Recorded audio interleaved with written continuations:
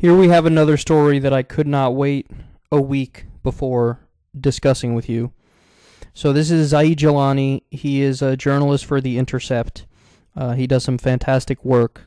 And it says, apparently 2/3 of the crowd left when Neera, referring to Neera Tanden, who was Hillary Clinton's right-hand woman, who was going to be her chief of staff had Hillary Clinton got elected, who's from the Center for American Progress, which is a basically corporate Democrat extraordinaire group there. But he says, apparently 2/3 of the crowd left when Neera spoke at Progress, Iowa. Good way to protest the speaker. So I'm going to scroll down here so you can see. Look at that. Oh, that's the most embarrassing thing I've ever seen. Look at this. Oh, goodness. Okay, that really didn't make it any better by clicking on it, but you get the point here. So Neera Tanden's right here. And then there's like 1, 2, 3, 4, 5, 6, 7, 8. Does this guy count here? And we'll just assume there's some people out of the frame, but it looks like it's set up to have this big rousing speech, and there's like 13 people there. Oh, here's why I love this. Because it is just a perfect example of what the corporate Democrats are. This is emblematic of every corporate Democrat in the country. They are 100% paper tigers. So even if they have a lot of name recognition, the reality is they don't get people to mobilize and fight for what they believe in, or really from the grassroots on up get people who are energetic and excited.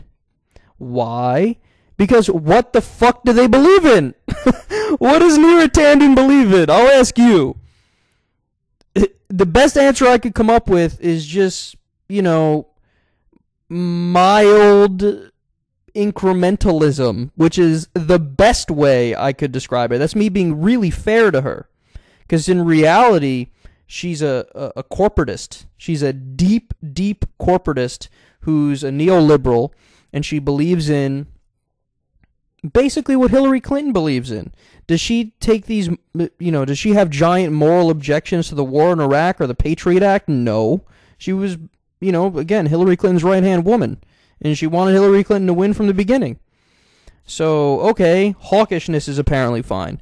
Did she really stand up and disagree with Hillary when Hillary was in favor of outsourcing? When Hillary said single payer would never happen, was Neera Tanden saying, hey, you probably shouldn't say that, and we should be fighting for Medicare for all, and we should be fighting for free college, and we should be fighting for a living wage? No. Neera Tanden is the person who, in the internal emails, said, substantively, we don't support a $15 an hour minimum wage.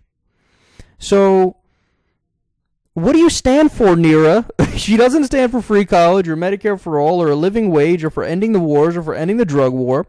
She's a neoliberal corporatist. So, hey, let's still give Wall Street their tax cuts, and let's sit down at the table with the establishment and with the corporations, and while at the same time maybe we throw some bones to the American people on social issues and show that we're not as bad as the Republicans, and hey, look at us, we don't despise gay people. Wow, isn't that fucking impressive? So when you're somebody who's a milquetoast, boring, corporate centrist, what happens? Shit like this, where nobody wants to hear you speak.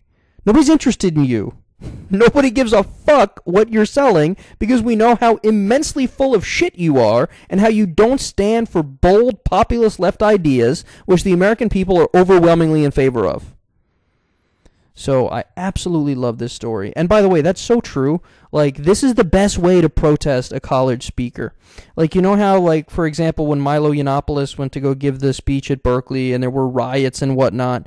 No, you idiots, that's not how you do it. That, if anything, that makes people go, ooh, what is this guy talking about? He must be, and that Milo fucking basks in this all day long, like, oh, I'm so dangerous. And, you know, people start rioting when he's about to talk, so you feed into that narrative of like, ooh, this is intriguing, what's going on over here? Maybe we should listen to what he has to say, and you push it further underground, and you grow that kind of far-right asshole counterculture because of how you're acting. No, the best way to protest is this. If everybody fucking gets up and leaves when the person's about to talk, that's the best way to protest, because it's a really powerful statement, and it really embarrasses them. You know what? When else this happened? People walked out of Mike Pence commencement address, and I said that's the best way to protest them, because if you try to deplatform them and say, no, we're not going to allow you to speak, then you are an authoritarian douchebag, because you're saying, I want to ban people who say things I disagree with, which is just a childish move.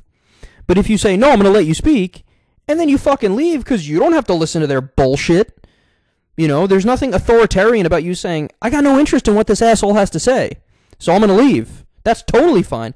And that's such a powerful statement, because it is so embarrassing to them and their ego, and it really goes to show you that they have no power in their ideas. They have zero power in their ideas. So I commend everybody who walked out of Near Speaking. That's fucking awesome. This is the way to protest corporatists and neoliberals and, you know, the far right when they try to give dumbass speeches where they say things that are just factually incorrect throughout the whole thing, whether it's Ben Shapiro or Steven Crowder or Milo Yiannopoulos or whoever it is. This is not only effective, it's also fucking hilarious.